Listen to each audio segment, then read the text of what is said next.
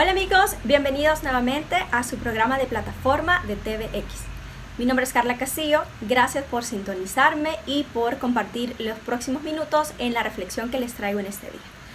Nuevamente quiero agradecerles por participar en los programas anteriores, por escuchar, por sintonizar y también por comentar.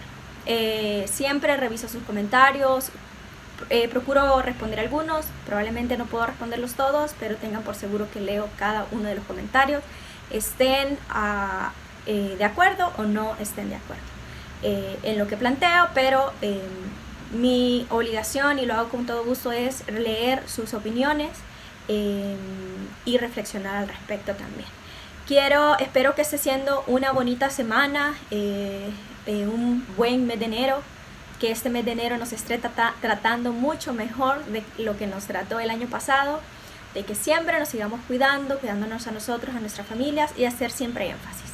La pandemia continúa allá afuera y evitemos de llevarla a nuestra casa, de llevarla a nuestras comunidades, por el bienestar de las personas que queremos. No subestimemos esta enfermedad, siempre seamos responsables. No implica que vamos a dejar de hacer todo lo que hacemos, pero siempre andar nuestro alcohol gel, siempre procurar andar mascarilla, si es posible, de una mascarilla quirúrgica o una mascarilla de las que venden en las farmacias, la N95 o KN95, que nos protegen en mayor proporción que una mascarilla de tela. Pero si no hay de otra, entonces hasta una mascarilla de tela, siempre tratando de guardar la distancia con las demás personas. Y cuando vamos a lugares muy públicos, tratar de desinfectarnos cada vez que tocamos algo que ha sido muy manipulado por las demás personas. Creo que con estas pequeñas prácticas podemos realmente prevenir mucho dolor y hasta pérdidas de seres queridos. Y bueno, han sido semanas bastante movidas. Este año comenzó, pues vimos hace unas semanas que hubo una invasión, por decirlo así, de seguidores de Trump a la Casa Blanca.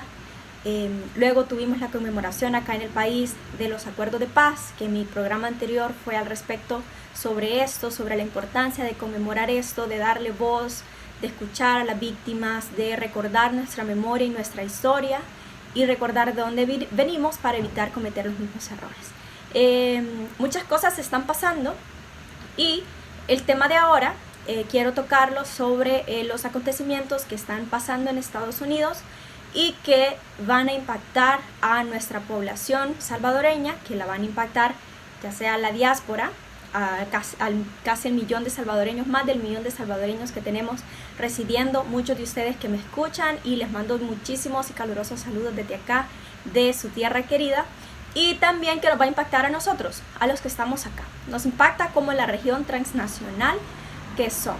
Entonces, ¿qué ha acontecido esta semana? Pues ustedes lo habrán visto en las noticias que Trump dejó su mandato esta semana y lo toma el presidente Joe Biden.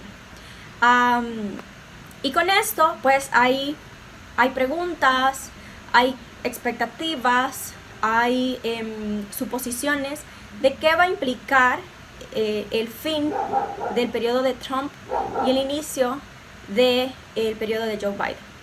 Y lo primero que quisiera decir es que el hecho de que Trump salga de la presidencia no quiere decir que su legado se termina. Primero recordemos un poquito el enfoque que tuvo Trump en su administración. Fue muy dado a los ataques raciales, a combatir la migración indocumentada, pero especialmente de personas de color. Siempre tratando de, no hablamos de este término acá en El Salvador, nuestros compañeros de la diáspora probablemente lo escuchan muchísimo, y es este término de la supremacía blanca, que básicamente implica que la raza color blanca, las personas de color blanco, se consideran superiores a las personas de color negro, de color moreno, y que por tanto se considera que Estados Unidos, por ejemplo, debería de continuar siendo dominado por los blancos, y que las personas de color son los invasores en ese país. Y de aquí viene la supremacía blanca, y de acá venía el discurso de Donald Trump, que lo mantuvo muy fuerte durante, yo diría, los últimos, no solo los 4 años de su periodo, sino que antes, desde que inició su campaña, que era mucho generar esta división racial. ¿Y por qué digo yo de que el hecho de que Trump deje su periodo no termina acá? Su legado no termina acá, porque él ya ha sembrado una semilla de división, una semilla de odio, especialmente contra inmigrantes, contra personas de color. Entonces hay que seguir teniendo muchísimo cuidado acá, y pues a ver qué nos acontece con el nuevo presidente, que eso es un poco de lo que vamos a continuar hablando ahora, a debatir, a comentar qué es lo que deberíamos de esperar o qué es lo que no deberíamos de esperar, y también voy a mencionarles cuáles son los principales cambios en los decretos ejecutivos que firmó el presidente Joe Biden respecto a política migratoria, que es algo que nos va a perjudicar muchísimo a nosotros. Y bueno, comenzando primero, siguiendo con la agenda, de hecho, porque ya comencé mi reflexión al respecto, yo creo que es importante que no tengamos expectativas sobre un cambio radical en el abordaje de Joe Biden hacia su política exterior y hacia su política migratoria y hacia la inversión o el abordaje que estará haciendo acá en la región centroamericana, incluyendo El Salvador. ¿Por qué creo que es importante no tener expectativas? Bueno, primero hay que tomar en cuenta el antecedente de Joe Biden. Él ya ha sido vicepresidente, él fue vicepresidente cuando estaba Barack Obama. Definitivamente no son republicanos y suelen ser un poco más flexibles en sus políticas, pero recordemos que fue en esta era de Barack Obama donde más se invirtió en todo el aparataje de encarcelamiento hacia migrantes y detenciones en la frontera sur. Y se comenzó a sembrar este movimiento de detenciones masivas de inmigrantes en ese momento. Entonces creo que desde acá ya tenemos un precedente, probablemente sea más flexible que Trump, pero ya tenemos un precedente de esta forma. ¿Por qué quiero mencionarles que no tengamos expectativas? Y es que yo creo que es momento que como El Salvador comencemos a soltarnos y comencemos a tratar de caminar de manera más independiente. Esto no quiere decir que se corten relaciones con los países, con Estados Unidos, no.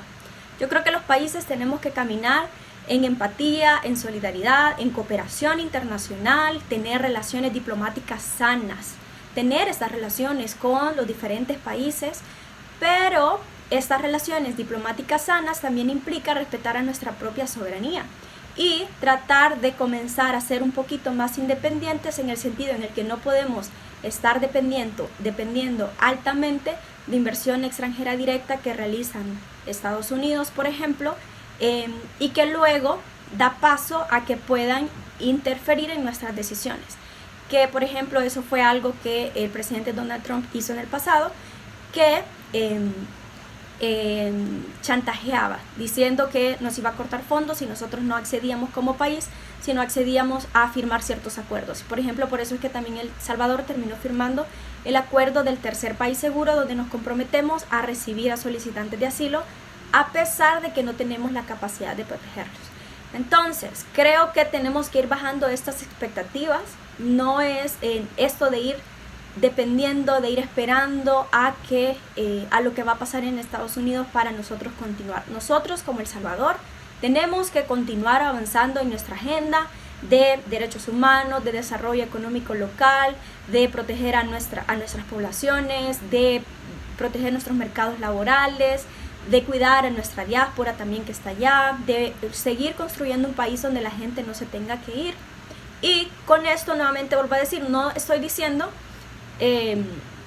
cerremos relaciones comerciales, cerremos cualquier tipo de relaciones con Estados Unidos, no, simplemente comencemos a asumir nuestra responsabilidad como países autónomos que también tenemos una soberanía que tenemos que cuidar muchísimo, y construyamos relaciones sanas, relaciones colaborativas, donde nosotros también tenemos responsabilidades que asumir y donde los otros países también van a tener responsabilidades. Entonces eso es mi enfoque, y a eso me refiero con que no tengamos expectativas en que vamos a esperar algo, que algo suceda o que algo no suceda. Eso es uno. El otro era con respecto a delimitar la diplomacia, que era eso que les mencionaba, que hay que tener muchísimo cuidado en los límites que vamos a poner o que vamos a establecer con el nuevo gobierno de Joe Biden y de Kamala, que tenemos la primera vicepresidenta mujer en Estados Unidos. Aquí hago un paréntesis también, en Latinoamérica ya habíamos tenido mujeres presidentas y vicepresidentas. Entonces, y significa algo muy grande el logro de Kamala, pero también reconozcamos lo que en la región hemos logrado, que a veces tendemos a invisibilizar. Entonces, ahora vamos a irnos un poquito a las acciones ejecutivas. Se firmaron 15 acciones, el presidente Joe Biden firmó 15 acciones, 15 órdenes ejecutivas en su primer día, el día que hizo la toma de posesión. En estas 15 había una variedad. Había sobre cambio climático, que algo muy positivo y algo que, aunque no creamos, sí nos perjudica a nosotros muchísimo, es que va a unirse nuevamente al Acuerdo París, que trata sobre el cambio climático, para que Estados Unidos asuma su responsabilidad en el impacto del cambio climático que está teniendo a nivel mundial. ¿Por qué es importante para nosotros? Voy a hacer este paréntesis antes de entrar a la agenda migratoria. Es importante para nosotros porque usualmente los grandes países industrializados son los que producen la mayor cantidad a nivel mundial, pero somos los países menos industrializados, los países más pobres, los que al final terminamos sufriendo las consecuencias de este cambio climático, porque no tenemos suficientes recursos para hacerle frente a toda esta contaminación y a los efectos que está causando. Por ejemplo, en nuestro país tenemos muchísimas sequías, estos diluvios que se dieron el año pasado. Ahorita en enero era sorprendente que estaba lloviendo, por ejemplo, y son cuestiones que nos impactan y nosotros no tenemos suficientes recursos para responder como país.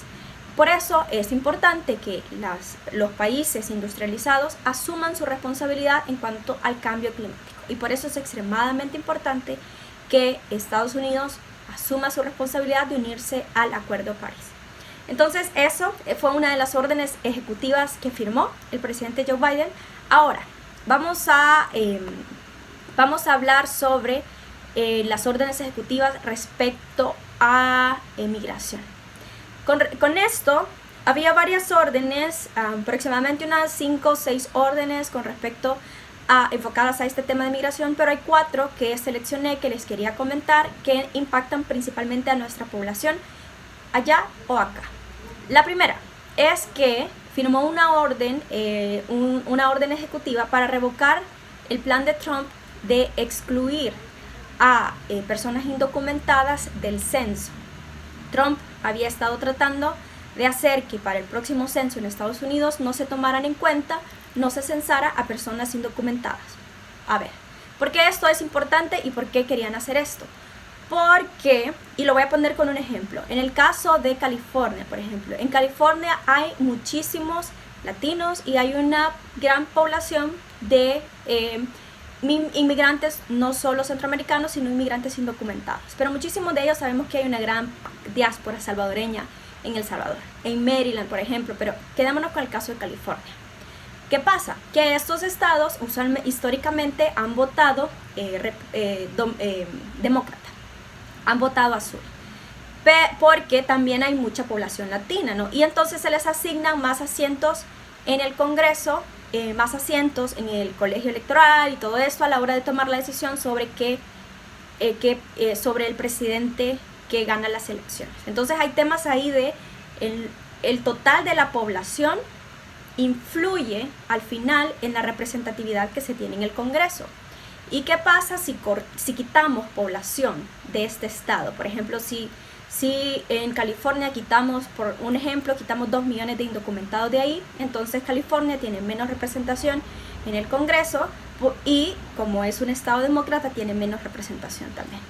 Con esto básicamente lo que se trata es de invisibilizar incluso en la toma de decisiones, en el diseño de políticas públicas y todo, a que las poblaciones indocumentadas que contribuyen al país a través de sus impuestos tengan representatividad, a pesar de que no pueden votar, pero que los gobernantes en estos estados saben que tienen una gran cantidad de poblaciones indocumentadas y los toman en cuenta incluso en alivios que se han realizado. Ahorita para el COVID hubo gobernadores que los tomaban en cuenta en los alivios que se iban a entregar.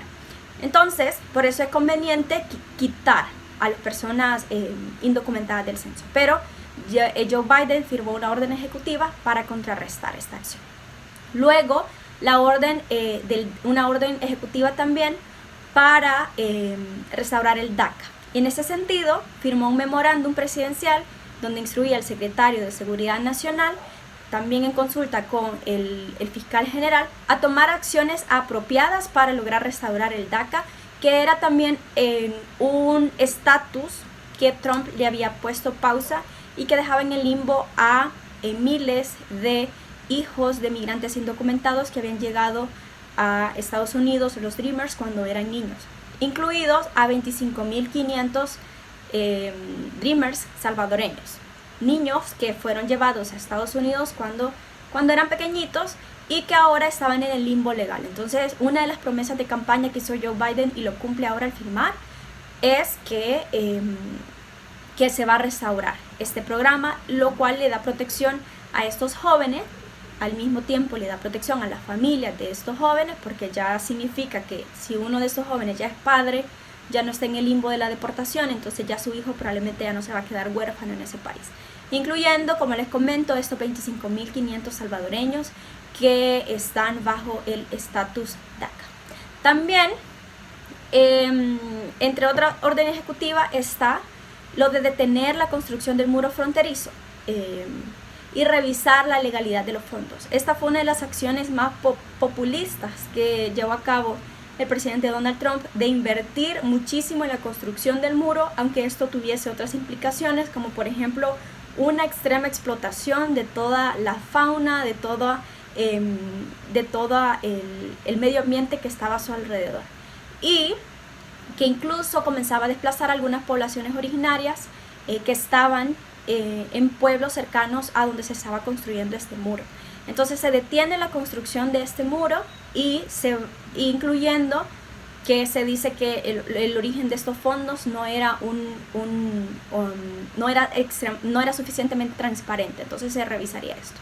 Con esto manda un mensaje sobre probablemente cómo podría ser un poco la política migratoria, pero en este sentido también quiero acotar, recordemos que está comprobado desde la academia, desde el abordaje de políticas públicas, que los muros no detienen la migración indocumentada. Entonces, sí es una señal, pero aquí de la mano, no solamente veámoslo como una señal a, sí, se va a abrir más la migración, para la migración. No, yo creo que se va a continuar expandiendo estos muros fronterizos de otra manera. Yo creo que van a tratar de continuar de seguir militarizando más nuestra región, o al menos mantenerlo, pero probablemente sí, no sea el nivel que se hacía antes.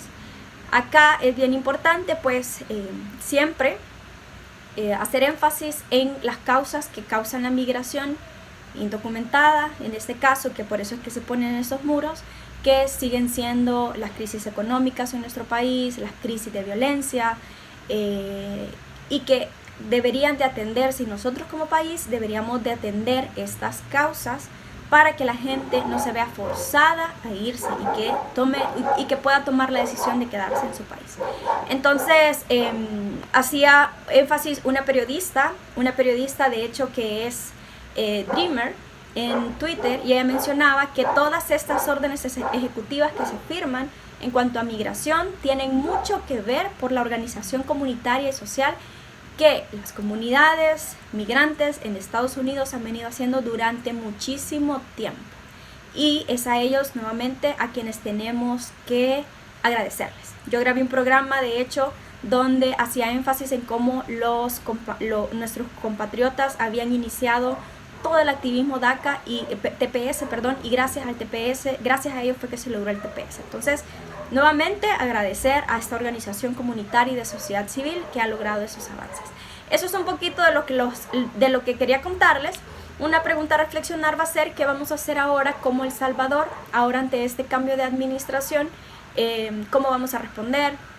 Tenemos que seguir trabajando, como les menciono, por una independencia de nuestra política exterior, una independencia de nuestras relaciones diplomáticas, construir relaciones diplomáticas sanas, no seguir dependiendo de otros países, sino comenzar a avanzar poquito a poquito. No es algo que se va a hacer de la noche a la mañana, pero poco a poco. Eso es un poco sobre el acontecer en esta semana, enfocado en un tanto política exterior, política migratoria. Déjenme sus comentarios, sus preguntas. El tiempo nuevamente no es suficiente para abarcar toda profundidad, pero espero que sirva para dar una luz. Muchísimas gracias y los espero el próximo jueves por su programa de Plataforma TVX.